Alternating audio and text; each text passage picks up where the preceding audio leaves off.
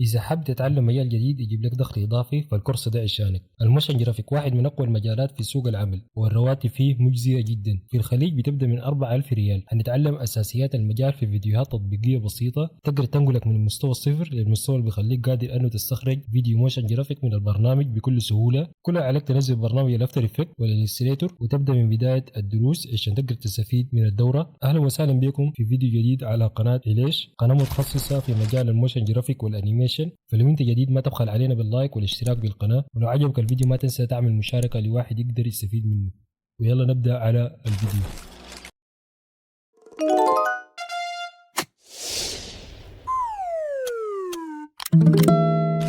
طيب، بسم الله الرحمن الرحيم. هنبدأ في الدرس الثاني للدورة. فهندوس على برنامج الافتر افكت. فآخر حاجة وقفنا فيها أننا وقفنا وعملنا المشروع أو بدينا المشروع. طيب، عشان نجهز الواجهة بتاعتنا، عندنا قائمة ويندو فوق على الشريط الأبيض الفوق، هندوس على كلمة ويندو. طيب، عندنا تحت القوائم أو كل القوائم الموجودة في البرنامج. يعني مثلا هنا عندنا باراجراف، فهندوس عليها كليك شمال واحدة بالماوس.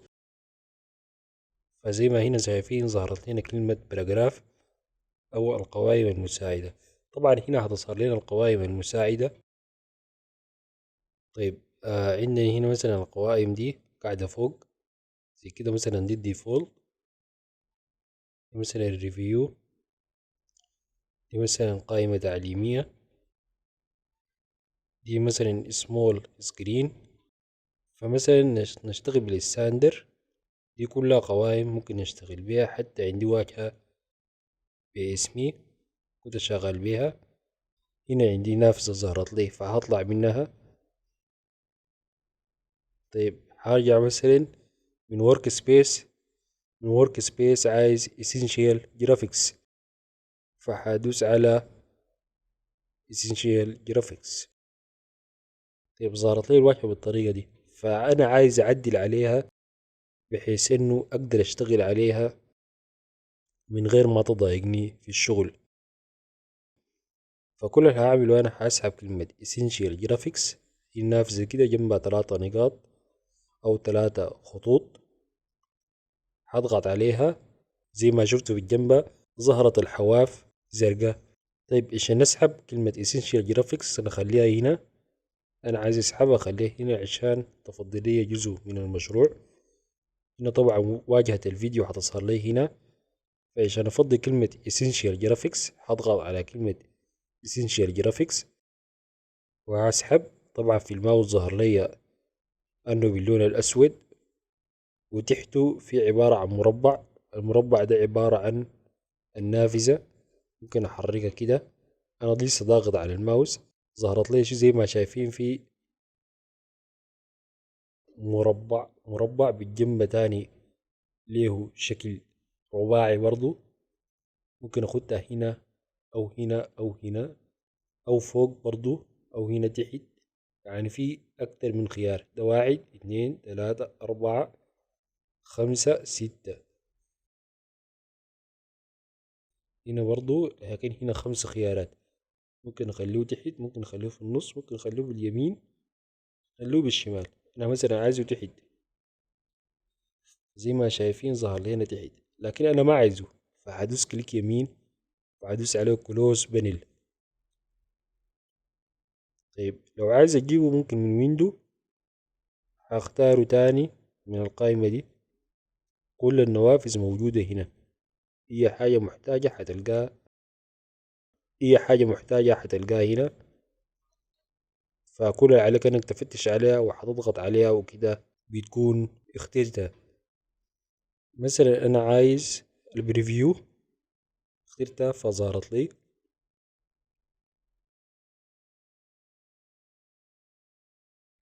مثلا انا الكونتنت اوير فيل ما عايزه، فهدوس عليه وكليك يمين كلوز بانل. والتراكر ما هحتاج لوسي، فهدوس كليك يمين كلوز بانل. فالاوديو برضو هتضغط عليه ضغطة واحدة عشان تظهر لي بشكل كامل.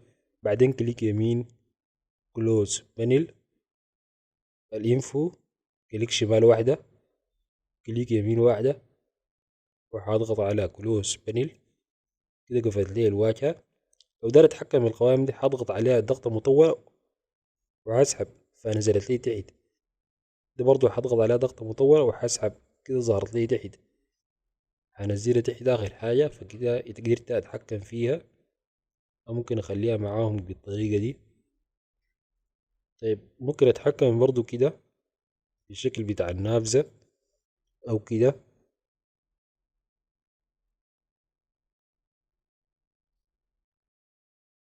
كده أنا بقدر أتحكم بكل المشروع. طيب أنا لو داير أعرض الفيديو فحادوس على مسطرة زي ما شايفين كلنا في التبويب بتاع التايم لاين. عندنا الشريط الزمني ده فحدوس على مسطرة زي ما شايفين في خط أحمر ظهر لنا متحرك ماشي لحد نهاية الفيديو. فكده هو الفيديو شغال.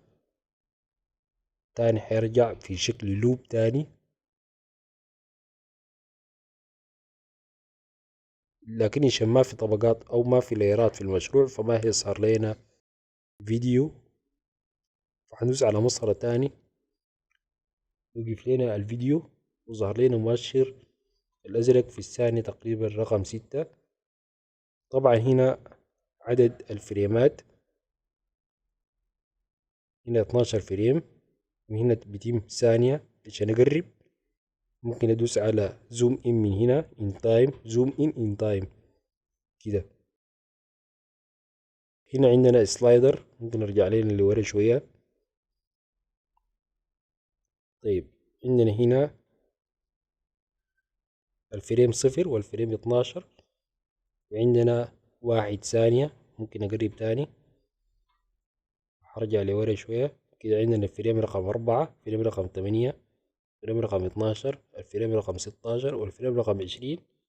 وكده بتم الثانية. الثانية بتاعتي عبارة عن 24 فريم. هنا عندنا قائمة الطبقات، يعني زي ما قلنا هنا الشريط الزمني فهنا عندنا قائمة الطبقات، وهنا عندنا قائمة المشروع. إذا عندي أي صورة أو أي فيديو أو أي ملف عايز أضيفه للمشروع فأضيفه من هنا للمشروع. هنا عندنا الفيديو هيعرض لنا في الحتة دي بالضبط عشان أقدر أعدل عليه. فممكن أضغط زوم بالماوس عادي بالسكرول حقت الماوس، أو ممكن أدوس على ألت سكرول إذا ما اشتغل معاي السكرول براهو. طيب أنا عايز أرتب النوافذ بتاعتي فأخلي الإفكت أند بريسيت فوق، وفوق ليها البريفيو تحت الأونلاين دايرة رقم 3، واللايبراريز ما عايزة فأدوس على كليك يمين كلوز بانل، والكاركتر عايزة والباراجراف عايزه فهخليه. طيب عندنا المشروع ده ممكن أعدل فيه عن طريق كليك يمين كومبوزيشن سيتين، هعدل عليه في أي حاجة أنا عايزها في أي وقت بكل سهولة. فحدوس على أوكي. طيب زي ما هنا قلنا هنا عندنا جودة الفيديو ممكن أعدلها من هنا برضو، أخليها هالف أو سير أو كوارتر. ممكن من هنا أقرب الفيديو أعمل له فيت تو 100%، يعني هخليه معروض بالشكل الكامل. كده ظهر لنا كل الفيديو في حدود إطار النافذة بحيث إنه يكون مريح في الشغل معي.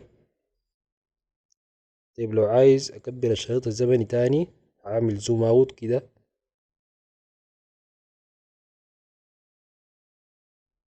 فظهرت لنا كل زمن الفيديو بكل بساطة. فلو عايز أحفظ المشروع هدوس على فايل سيف as، وهدوس على مثلا كده وأحفظ المشروع مثلا على فيرست، وحدوس على سيف. وإذا عايز أحفظ واجهة البرنامج ذاتها فحدوس على ويندو من ورك سبيس، مثلا عامل سيف as new work space، فمثلا حسميها برضو first work space، وهدوس على اوكي. وبكده قدرت احفظ واجهة البرنامج بتاعتي. زي ما شايفين ظهرت لنا فوق ماي ورك سبيس، فهدوس على كده. وبكل بساطة كده هي بالنسبة لي هي بقت جاهزة. في وقت عايز اغير بغير كده عادي. طيب واجهة المشروع دي ما شرط تكون بالطريقة دي، يعني ممكن ألخبط. ممكن البروجكت دي أخليها كده، أخليها هنا. ممكن الإفكت كنترول دي برضو أشيلها أخليها هنا. كده أنا بقى بالنسبة لي في مساحة كبيرة في العمل هنا، يعني ما شرط أتقيد بحاجة معينة.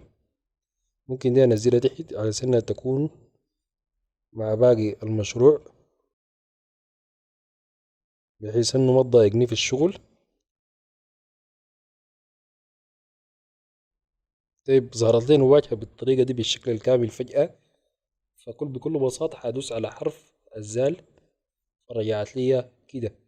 طيب أنا لقبت في المشروع وعايز أرجع لشكل الواجهة بتاعي القديم، فأضغط على ويندو، من ويندو reset my workspace to save layout، فهترجع لي لآخر حاجة أنا كنت مسيف عليها الورك سبيس.